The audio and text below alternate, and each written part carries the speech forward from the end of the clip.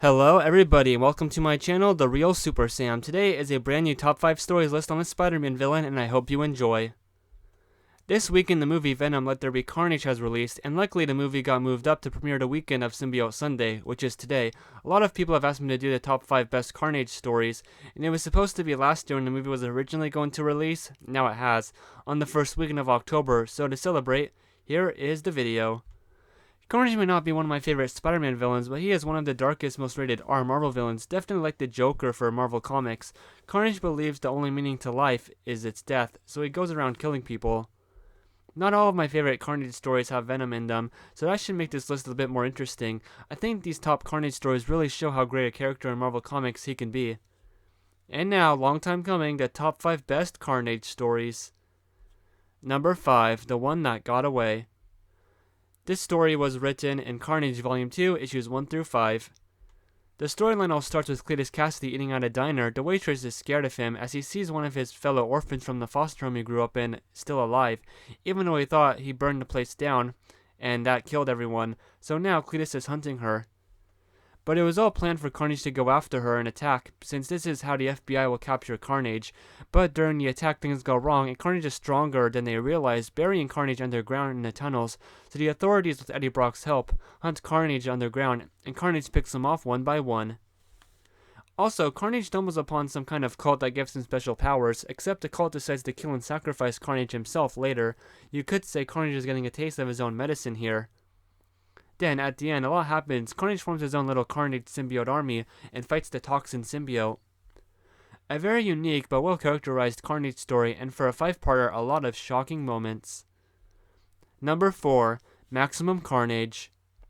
This is the giant 14-issue crossover event over 4 Spider-Man titles, starting in Spider-Man Unlimited issue 1, then it was in Web of Spider-Man 101 to 103, Amazing Spider-Man 378 to 380, Spider-Man 34 to 37, and then it ended in Spider-Man Unlimited issue 2.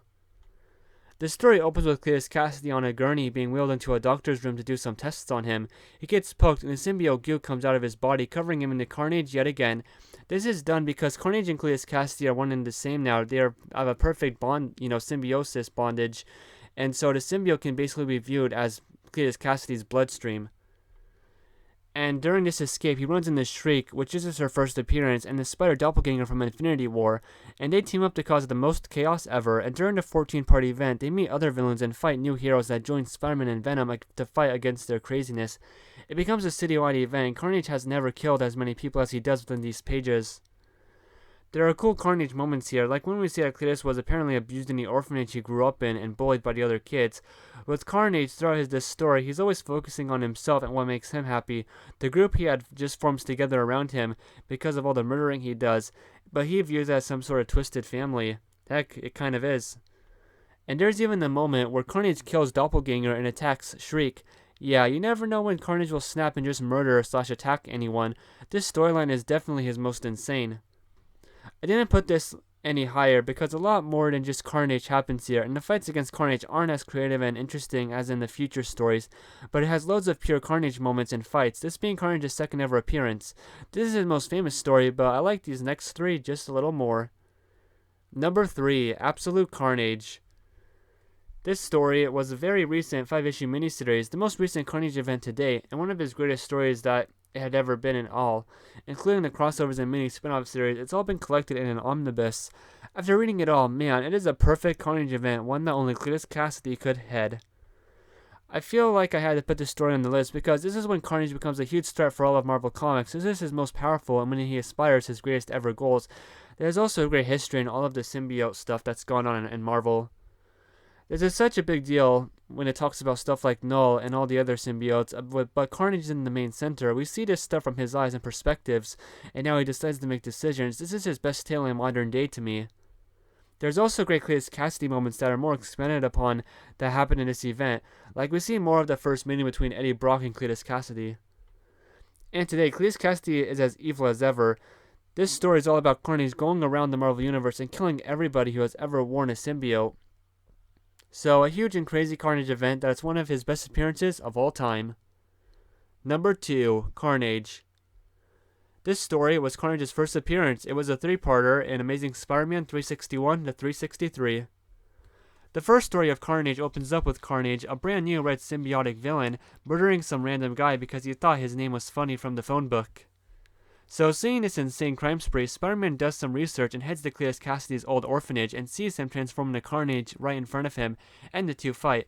But Carnage has some new powers Venom never had, like molding his body into a weapon, then throwing it, and being able to slither through cracks in the walls, and still not learning Spider-Man's spider sense. To stop this new rogue, Spider-Man realizes he has to team up with Venom, and after that debacle happens, they see that Carnage is stronger than both of them put together, but much more sinister than Venom ever was. Carnage is horrifying here. After he murders people, he writes Carnage rules on the wall in his own blood. Just in his first appearance, he is the darkest Spider-Man villain to date, and the strongest. This isn't just a great Spider-Man vs. Carnage story, it's also a great Venom vs. Carnage story. We get to learn that Eddie Brock isn't a pure evil villain. He helps his greatest enemy stop this guy from killing more innocents. And the story has great contrast physical, personality-wise, and power-wise for Venom and Carnage. One of the best Venom v Carnage stories ever. Also, the first third has this build-up, just of us learning about the evil of Cletus Cassidy before he got the symbiote. You don't see this much detective work and build-up for a Spider-Man villain appearances like this one. Definitely one of the greatest first appearances of a Spider-Man rogue. The creators really nailed his design on the first try and definitely made him Spider-Man's most horrifying supervillain. Number 1. The Mortal Past. This was an Amazing Spider-Man Annual 28. After Maximum Carnage storyline, Cletus Cassidy escapes his chains again.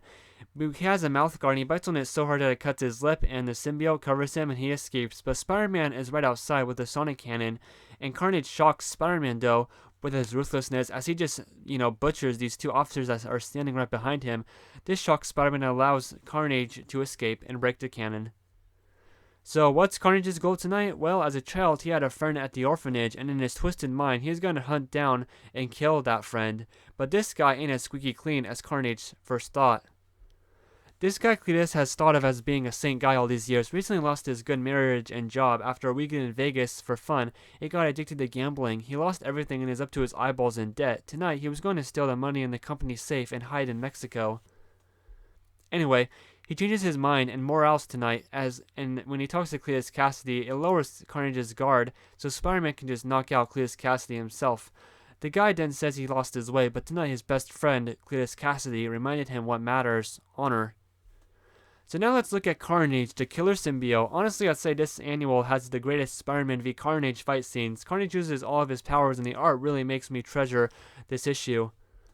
Carnage is not a character who thinks hard about his actions, but this was the first time he did, because the victim was actually personal to him. Usually it seems like when he's Carnage, he's just a serial killer Cletus Cassidy personified to the extreme, but here, we see a different side of him that he had when he was younger. It's a very good build on Cletus Cassidy's history to who he is today. And it goes without saying that Carnage is just as evil and cunning as before. This story being his third appearance, or his third storyline ever, it captures his madness very well. This had the character down solid in my opinion. This is one of my favorite Spider-Man annuals and my favorite Carnage story my entire life, so I really recommend people to look at this for a great Carnage tale. And there we go, the top 5 best Carnage stories ever. Surprisingly to me, many more people are huge fans of this guy than I originally thought, so hopefully you guys learned something new about his history. I do think Carnage works better fighting a main hero like Spider-Man than he does Venom or Toxin, because you really get to see the monstrous of Carnage during these stories, of almost pure good versus pure evil. I want to say, when it comes to the Carnage in the 2021 movie, yeah, it was PG-13, but this changed in Cletus Cassidy, with him probably really being abused by his family as a child, since it was never revealed if he ever pushed his fellow students in front of buses, but he killed his grandma, dog, and mom. When it comes to his goal to rescue Shriek, it reminded me of him going after his one friend at the orphanage in Amazing Spider-Man Annual 28, and his fight scenes and powers were jaw-droppingly cool in live action.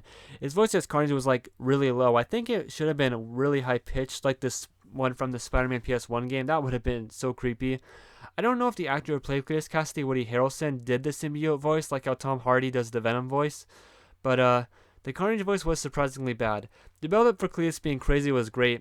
Especially, that was the creepiest moment of the film, where we saw his history in really creepy drawings throughout the room. Though we don't get a reason to why the red symbiote is so evil, I guess it's because it just wants to kill its dad. Also, yes, Carnage is Venom's offspring in the movie.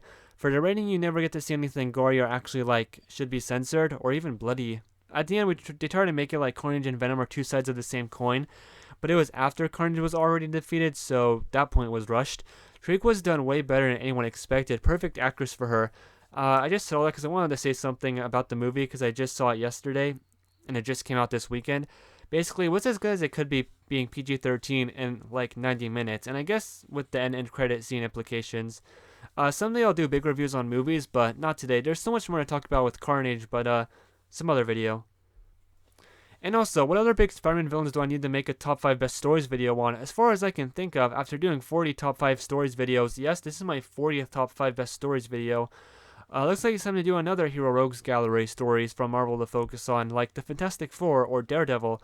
And pretty soon I plan to make my first update video looking at the near and far future on both of my channels. Okay, everybody, this was a really fun video to make. I'm sure some of you have waited years for this, so thank you for watching and have a good Symbiote Sunday.